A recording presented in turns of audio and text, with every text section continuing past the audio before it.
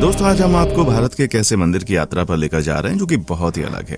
जी हाँ, हर साल लाखों श्रद्धालु माता रानी के दर्शन के लिए आते हैं। अब तो आप समझ गए होंगे कि आज हम आपको वैष्णो देवी मंदिर का रहस्य, उसका इतिहास बताने जा रहे हैं। इस वीडियो को दोस्तों आप आखिर तक जरूर देखिएगा। नए दर्शक चैनल को सब्सक्राइब कर लें। चलिए बिना टाइम वेस्ट किए शुरू करते हैं आज का जबरदस्त वीडियो माता रानी के नाम पर। दोस्तों, वैष्णो देवी का विश्व प्रसिद्ध और प्राचीन मंदिर भारतीय राज्य जम्मू कश्मीर के जम्मू क्षेत्र में कटरा नगर के समीप की पहाड़ियों पर स्थित है। इन पहाड़ियों को त्रिकुटा पहाड़ी कहते हैं। यहीं पर लगभग 5200 फीट की ऊंचाई पर स्थित है माता रानी का मंदिर। गुफा मंदिर का इतिहास। दोस्तों, भूवैज्ञानिकों के अध्ययन के अनुसार माता वैष्णो देवी का गुफा मंदिर काफी प्राचीन है। माना जाता है माता वैष्णो देवी ने त्रेता युग में माता पार्वती, सरस्वती और लक्ष्मी के रूप में मानव जाति के कल्याण के लिए एक सुंदर राजकुमारी के रूप में अवतार लिया था और त्रिकुटा पर्वत पर गुफा में तपस्या की थी। अब समय आया, उनका शरीर 3 दिव्य ऊर्जाओं के सूक्ष्म रूप में विलीन हो गया, महाकाली, महालक्ष्मी और महासरस्वती। मंदिर की संक्षिप्त कथा। वैष्णो देवी कथा को वैष्णो देवी के भक्त श्रीधर से जोड़कर देखा जाता है। 700 वर्ष से भी अधिक समय पहले कटरा से कुछ ही दूरी पर स्थित हंसाली गांव में मां वैष्णवी के परम भक्त श्रीधर रहते थे। वे निसंतान थे और गरीब भी, लेकिन वो सोचा करते थे कि एक दिन वे माता का भंडारा रखेंगे। एक दिन श्रीधर ने आसपास के सभी गांव वालों को प्रसाद ग्रहण करने का न्योता दिया और भंडारे वाले दिन श्रीधर अनुरोध करते हुए सभी के घर बारी बारी गए ताकि उन्हें खाना बनाने की सामग्री मिले और वो खाना बनाकर मेहमानों को भंडारे वाले दिन खिला सकें। जितने लोगों ने उनकी मदद की वो काफी नहीं थी, क्योंकि मेहमान बहुत ज्यादा थे। वो सोच रहे थे कि इतने कम सामान के साथ भंडारा कैसे होगा।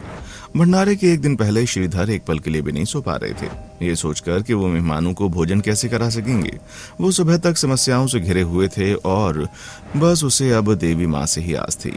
वो अपनी झोपड़ी के बाहर पूजा के लिए बैठ गए। दोपहर तक मेहमान आने शुरू हो गए थे। श्रीधर को पूजा करते देख वे जहाँ जगह दिखी वहीं बैठ गए। सभी लोग श्रीधर की छोटी सी कुटिया में आसानी से बैठे थे। श्रीधर ने अपनी आंखें खोली और सोचा कि इन सभी को भोजन कैसे कराएं। तब उसने एक छोटी लड़की को झोपड़ी से बाहर आते हुए देखा, जिसका नाम वैष्णवी था। वो भगवान की कृपा से आई थी। वो सभी को स्वादिष्ट भोजन परोस रही थी। भंडारे में भैरवनाथ भी आकर बैठ गए थे, जो कन्या को अलौकिक शक्ति जानकर उन्हें अपने वश में करना चाहते थे। माता जब उन्हें भोजन परोसने लगी तो वे बोले, मैं ये नहीं खाता, मुझे मांस चाहिए। वहां पर माता की रक्षार्थ ब्राह्मण रूप में हनुमान जी भी मौजूद थे। माता ने भैरवनाथ के मन की इच्छा जान ली और वहां से गायब होकर त्रिकुट पर्वत पर एक गुफा में चली गई। भैरवनाथ भी उनके पीछे भागे। बाद में गुफा के बाहर हनुमान जी और भैरवनाथ में युद्ध हुआ और अंत में 9 महीने के बाद जब माता तपस्या करके गुफा के बाहर निकली तो उन्होंने काली रूप धारण करके भैरवनाथ का सिर काट दिया। उसी पहाड़ी पर श्रीधर अपने परिवार के साथ पहुंचकर माता की तपस्या करने लगे। माता ने प्रकट होकर निसंतान श्रीधर को 4 संतान होने का आशीर्वाद दिया और गुफा के बारे में बताया। श्रीधर एक बार फिर खुश हो गए और माँ की गुफा की तलाश में निकल पड़े और कुछ दिनों के बाद उन्हें वो गुफा मिल गई। तभी से वहां पर माता के दर्शन के लिए श्रद्धालु जाने लगे। मंदिर का परिचय।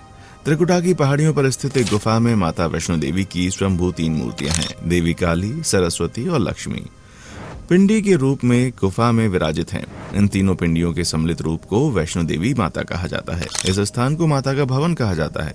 पवित्र गुफा की लंबाई 98 फीट है। इस गुफा में एक बड़ा चबूतरा भी बना है। इस चबूतरे पर माता का आसन है, जहाँ देवी त्रिकुटा अपनी माताओं के साथ विराजमान रहती हैं। दोस्तों, इस पवित्र गुफा को अर्धकुंवारी भी कहा जाता है। अर्धकुंवारी के पास ही माता की चरण पादुका भी है। ये वो स्थान है जहाँ माता ने भागते भागते मुड़कर भैरवनाथ को देखा था। कटरा में बाणगंगा नदी है। कहते हैं कि माता ने अपने दिव्य धनुष से एक तीर चलाया था, जिसके चलते ये नदी निर्मित हुई। भवन वो स्थान है जहां माता ने भैरवनाथ का वध किया था। प्राचीन गुफा के समक्ष भैरव का शरीर मौजूद है। उसका सिर उड़कर 3 किलोमीटर दूर भैरव घाटी में चला गया था और शरीर यहाँ रह गया था। जिस स्थान पर सिर गिरा, आज उस स्थान को भैरवनाथ मंदिर के नाम से जाना जाता है। कटरा से ही वैष्णो देवी की पैदल चढ़ाई शुरू होती है, जो भवन तक करीब 13 किलोमीटर और भैरव मंदिर तक 14.5 किलोमीटर तक है। महत्व। ये मंदिर माता वैष्णवी की जागृत स्थान है। कहते हैं कि यहाँ जो भी आता खाली हाथ नहीं आता। भारत में तिरुमला वेंकटेश्वर मंदिर के बाद दूसरा सर्वाधिक देखा जाने वाला धार्मिक तीर्थ स्थल है। ऐसा माना जाता है जब तक माता नहीं चाहती तब तक उनके दर्शन कोई नहीं कर सकता। माता के बुलावे को उनका आशीर्वाद माना जाता है। माता के दर्शन करने की यात्रा लगभग 24 किलोमीटर लंबी है, जो कठिन यात्रा मानी जाती है। दोस्तों, हमारी पूरी टीम बहुत मेहनत करती है आपके लिए ऐसे रोचक और इंटरेस्टिंग वीडियो लाने में, तो प्लीज अपना प्यार हमें जरूर दें। एक लाइक के साथ। वैष्णो देवी मंदिर का इतिहास और मान्यताएं। माता वैष्णो देवी को लेकर कई कथाएं प्रचलित हैं। माता वैष्णो के परम भक्त श्रीधर की वे वर्तमान कटरा कस्बे से 2 किलोमीटर की दूरी पर स्थित हंसली गांव में रहते थे। एक बार उन्होंने अपने घर कन्या भोज का आयोजन किया। भोजन के बाद सारी कन्याएं अपने घर चली गईं। एक कन्या नहीं गई, वो कन्या जिसका स्वरूप दिव्य था।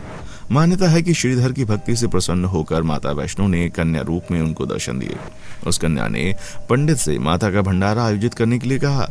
उन्होंने कहा, मैं गरीब इतने लोगों का भोजन कहाँ से लाऊंगा। कन्या ने कहा, माता सब पूर्ण करेगी, चिंता मत करो। और इतना कहकर वो लुप्त हो गई। श्रीधर ने अपने गांव में माता का भंडारा रखा और श्रीधर ने आसपास के सभी गांव वालों और साधु संतों को भंडारे में पधारने का निमंत्रण दिया। पहली बार तो गांव वालों को विश्वास नहीं हुआ कि निर्धन श्रीधर भंडारा दे रहा है। श्रीधर के एक स्वार्थी राक्षस भैरवनाथ को भी उसके शिष्यों के साथ आमंत्रित किया था।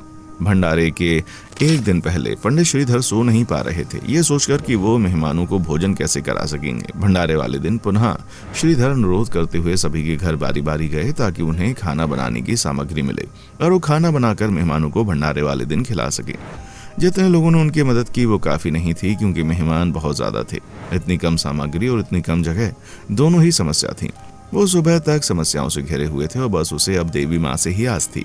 वो अपनी झोपड़ी के बाहर पूजा के लिए बैठ गए। दोपहर तक साधु संत मेहमान आने शुरू हो गए। श्रीधर को पूजा करते देख जहाँ जगह दिखी वहां बैठ गए। सभी लोग श्रीधर की छोटी सी कुटिया में 360 से अधिक श्रद्धालु आसानी से बैठ गए और अभी भी काफी जगह थी। श्रीधर ने अपनी आंखें खोली और सोचा कि इन सभी को भोजन कैसे कराएंगे। तब उसने एक छोटी सी लड़की को झोपड़ी से बाहर आते हुए देखा, जो सबको अपना नाम वैष्णवी बता रही थी। वो सभी को स्वादिष्ट भोजन परोस रही थी।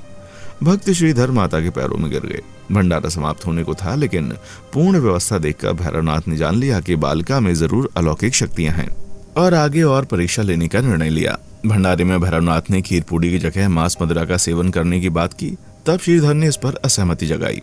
भैरवनाथ को क्रोध आ गया और कन्या रूपी माता वैष्णो देवी ने भैरवनाथ को समझाने की कोशिश की, किंतु भैरवनाथ ने उनकी एक न मानी और युद्ध शुरू हो गया। किंतु जब भैरवनाथ ने उस कन्या को पकड़ना चाहा, कन्या वहां से त्रिकूट पर्वत की ओर भागी और उस कन्या रूपी वैष्णो देवी ने हनुमान को बुलाकर कहा, मैं इस गुफा में 9 माह तक तपस्या करूंगी, तब तक तुम भैरवनाथ को उलझा के रखो।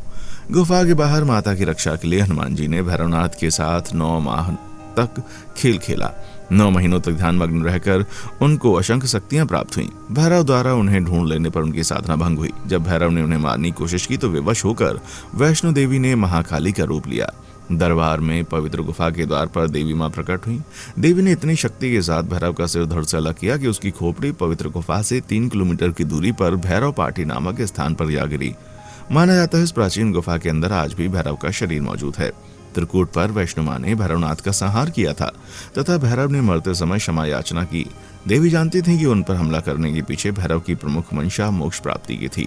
उन्होंने न केवल भैरव को पुनर्जन्म के चक्र से मुक्ति प्रदान की, बल्कि भैरवनाथ को वरदान भी दिया और अपने से ऊंचा स्थान दिया। कहा कि जो मनुष्य मेरे दर्शन के पश्चात तुम्हारे दर्शन नहीं करेगा, उसकी यात्रा पूरी नहीं होगी।